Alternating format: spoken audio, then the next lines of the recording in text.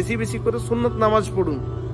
সুন্নত নামাজ আপনি পড়লে আপনার ফরজে যে ঘাটতি হয়ে গেছে সেগুলো পূর্ণ করে দেওয়া হবে এই সুন্নত নামাজ দিয়ে, এই সুন্নত ইবাদত দিয়ে, এই নফল ইবাদত দিয়ে। সুবহানাল্লাহ, সুবহানাল্লাহ। আপনার ঘাটতি থেকে গেছে সেগুলো পূর্ণ করে দেওয়া হবে সুন্নত নামাজ দিয়ে, সুন্নত ইবাদত দিয়ে। আপনি ছাড়বেন কিভাবে? আপনি তো বলতেই পারছেন না যে আপনি 100তে 100 পেয়েছেন। হ্যাঁ, যদি এরকম হতো যে আপনি 100তে 100 পেয়েছেন, তাহলে সুন্নত নামাজ ছেড়ে দিয়ে আপনি বলতে পারতেন যে আমি তো 100তে 100 পেয়েছি, আমার তো ফরজে কোনো ঘাটতি নেই। কিন্তু আপনি তো এরকম বলতেই পারবো না, কোনো ফরজ ইবাদতের ক্ষেত্রেই বলতে পারবো না যে আপনি 100তে 100 পেয়েছি, একদম 100-এ 100 পেয়েছি, এরকম কেউই বলতে পারবো না।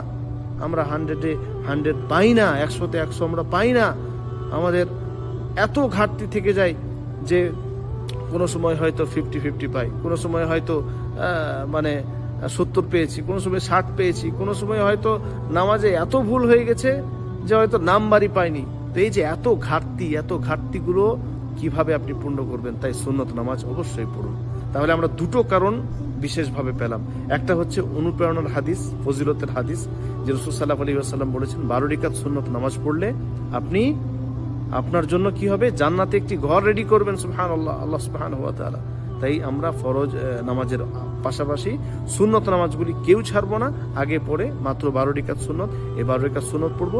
দ্বিতীয় কারণ হচ্ছে আমাদের ফরজ নামাজে যে ঘাটতি থেকে যাচ্ছে, এই ঘাটতিটার পূর্ণতা দান করবেন, এই পূর্ণতা দান করবে এই সুন্নত নামাজগুলি।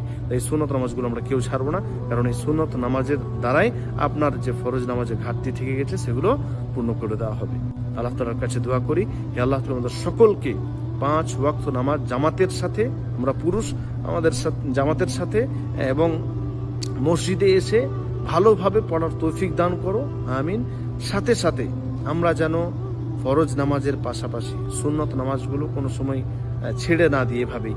আল্লাহ তাআলা এর তৌফিক দান করুন আমাদের সকলকেই। আল্লাহ তাআলার কাছে বিশেষভাবে দোয়া করি যেন ফরজ নামাজ আমরা জামাতের সাথে পড়তে পারি এবং 12 রাকাত সুন্নত প্রত্যেক দিন আমরা পড়তে পারি। আল্লাহ তাআলা তৌফিক দান করুন, আমিন।